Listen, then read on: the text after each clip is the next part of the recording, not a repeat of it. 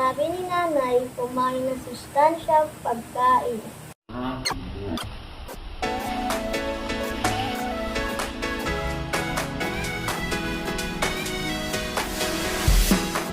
Rice, Go Foods.